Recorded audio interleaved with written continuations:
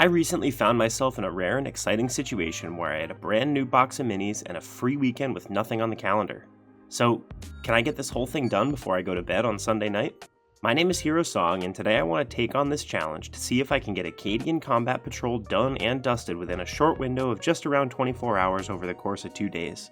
This was a fun and surprisingly difficult challenge. I'm really excited to tell you about how it went and also what I learned along the way. And let's be honest, I'm sure you're all going to enjoy watching my suffering. Obviously, the first thing we need to do is get our models built. I tend to be someone who cares a reasonable amount about mold lines and flashing. I don't want any giant gaps in my models, but I'm also not painting these models for Golden Demon. I use my scraping tool, a hobby knife, some hobby clippers, and some Citadel plastic glue for this step. I enjoy building models, and at first I had a huge head of steam and a ton of motivation. Having built 40k stuff before, I was able to draw on past experience to recognize that oftentimes larger models have a ton of bits and can really feel tedious to put together, since you don't have the incremental feelings of progress you do when you're building a squad. Every time a single soldier in the squad gets done, there's that small feeling of checking off a box. But when you're working on a big model, however, at least in my opinion, I feel the psychology can feel a little bit different. I work on the same model for quite a while and only feel that satisfaction hit at the end when the whole thing is done. My theory was that if I got the big stuff done while I had a ton of energy, motivation, and let's be honest, a full pot of coffee, I wouldn't need those small incremental feelings of progress as much as I might later on in the challenge when I'd be more tired and have less motivation. I got through the big models in around 4 hours. The work was going well. I had the 3 biggest models of the set done, so I decided to take a break and have a little bit of lunch. My sanity was pretty intact at this point in the challenge, which was good. I still had a lot to do. In fact, I had more to do than I thought. After my break, I jumped into assembly for the Cadian Command Squad. I really like these Cadian models, which I recognize some of you may think is lame, but for me, the aesthetic of them is just really cool. These models are pretty new and honestly pretty well made. There wasn't a crazy amount of flashing and they fit together well, which was extremely helpful in this project. They also have a fair amount of customizability, which I really liked. Each model could be built 2 different ways, so I pretty much built one of each for the most part. I'll talk a little bit more about my decision process, or kind of lack thereof, later. As a point of planning and curiosity, I thought to myself, I wonder how long it takes me to assemble a single Cadian troop. Well, the answer ended up being around something like 30 minutes apiece. Oh good, I thought, that's great, no problem. I'll crank through these guys in a few hours. Now, some of you in the audience are good at math and have already realized where I'm going with this. I, on the other hand, am not good at quick math, especially in this case because I didn't really bother to think about it. 30 minutes per model felt pretty reasonable to me, so I didn't really think about it beyond that. But it added up to a lot more time than I assumed it would at the outset, having not really thought it through. Now, the irony here is that not thinking about the amount of time this build step would take until partway through the project ended up being both a good thing and a bad thing in the long run. Let me explain why.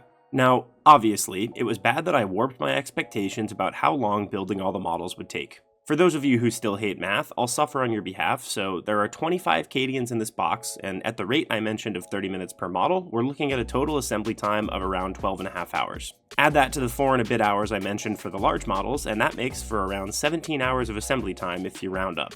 Given that I only had the working time of a little more than 24 hours, this meant that building the models was going to take around 2/3 of the total time I had. That's way more than I anticipated going into this challenge. I figured that with around 12 hours to paint, I could get these models to a pretty respectable spot. Certainly to a spot where I could put them on the table and be happy. However, as I started to watch the time slip away as I worked, I got a little bit stressed, and I thought I might have bitten off a little more than I could chew with this challenge. This is a combat patrol with a ton of models in it, which is something that I want to talk more about later. But the only way to keep going was to keep going, so I worked long into the evening, taking a few breaks for food here and there, but for the most part, just grinding through model assembly. It was during this time period that my sanity really started to be tested. My goal was to get all these models assembled and primed before I went to bed on Saturday night. Unfortunately, I started to really run out of steam as the night dragged on. I was getting physically tired from sitting in my chair all day, and my hands were actually starting to get a bit tired as well from holding models together and scraping plastic. I was also just generally getting mentally exhausted, and my morale was starting to dwindle pretty fast. To be honest with you, I pretty seriously considered throwing in the towel and just admitting that I wasn't going to get this project done in a single weekend. This, I think, was the biggest problem with underestimating the time that assembly would take me. I started to feel like I was behind schedule since I had set an aggressive and unrealistic timeline for myself to complete assembly. I was simultaneously frustrated that I was taking too long on each model and trying to rush while also not being willing to sacrifice the quality of my assembly. I probably spent about the same amount of time scraping and prepping each model as I would have if I wasn't doing a challenge like this, which means in the end I was really happy with how they all looked, but I did sacrifice my sanity and schedule as a result. Could I have rushed more? Sure, I could have, but I don't think I would have been as happy in the long run. Having made the decision that I wasn't willing to sacrifice quality for speed, I went to bed on Saturday night with 8 models left to assemble. Phew, Saturday was a grind. I awoke Sunday refreshed from a good night's sleep, and with a fresh pot of coffee to work with, I sat back down with a little bit of renewed hope and morale. I came to a realization somewhere between Saturday and Sunday that made me happy. While it's true that I didn't anticipate how long this assembly would take, I definitely wouldn't have gotten as much of it done on Saturday as I did if I hadn't been doing a challenge like this to try and get this whole box done in 24 hours. If you're anything like me, you probably frequently open new boxes of Warhammer and build and paint the stuff you're most excited about, while leaving the other stuff in the box to save time so that you can really focus on what you're excited about in that moment. Or you build and prime the models and then just don't get around to painting them because something else grabs your attention. Or worse yet, you exceeded your time budget to work on your models and have to leave them in the limbo state of being built and set on the shelf to be just forgotten.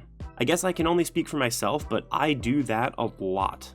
I have a pile of shame a mile high full of half-finished boxes, mostly built models, and sorta painted squads.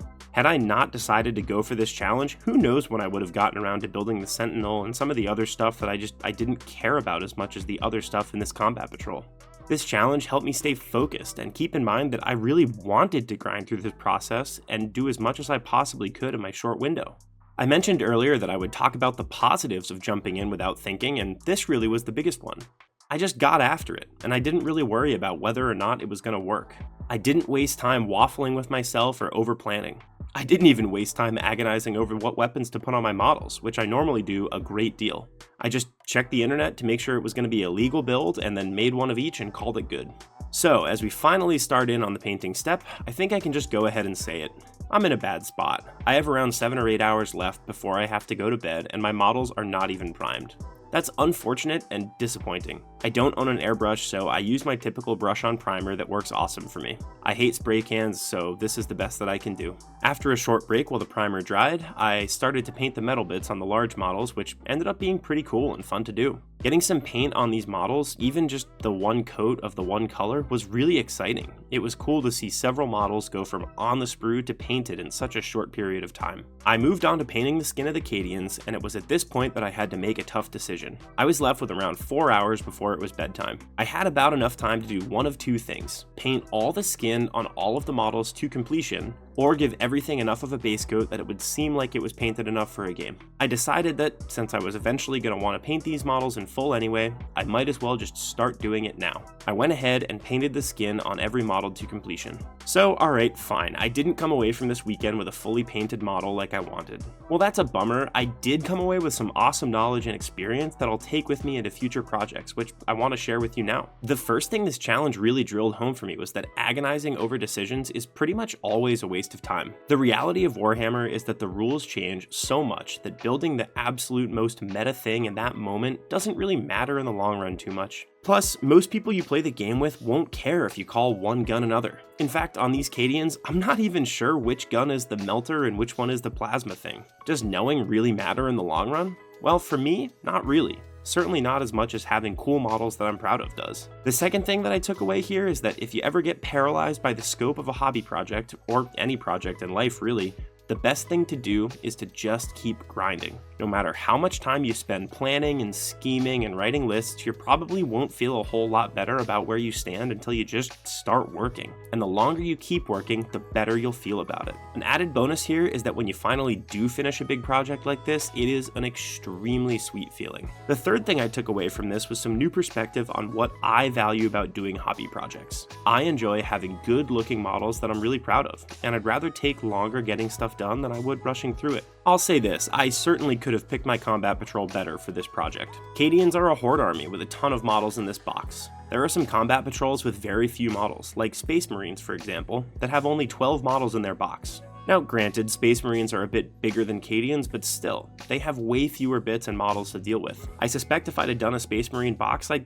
might have been able to complete this challenge. But I didn't. I didn't select my army because I wanted to have an army done really fast. I selected my army because it's the army that I'm excited about, and I just wanted to spend a bunch of time this weekend working on it. So overall, I guess my biggest takeaway is this. This challenge really isn't about completing the challenge. It's about the process of grinding out some hobby progress and feeling awesome about how much you got done in a short period of time. For me, I got an amazing start on some models that I'm genuinely excited to finish. Who cares that I didn't get them entirely done? I'm happy in the end, and isn't that what this hobby is all about? Everyone should do this challenge. It's super fun and, well, challenging. It makes you make decisions and think critically about what you actually care about in your hobby process. Do you care about edge highlighting everything? No? Good, then just don't do it. Do you care about cleaning up your mold lines perfectly? Oh, you do? Even when you're on the clock? Well, great, better get to work then. Thank you so much for watching this video. I really appreciate it. I have a bunch of videos planned for the upcoming few months as well as this year in general, so definitely check back soon for more. Once again, I'm Hero Song. Thanks for watching, and I look forward to seeing you next time. Bye bye.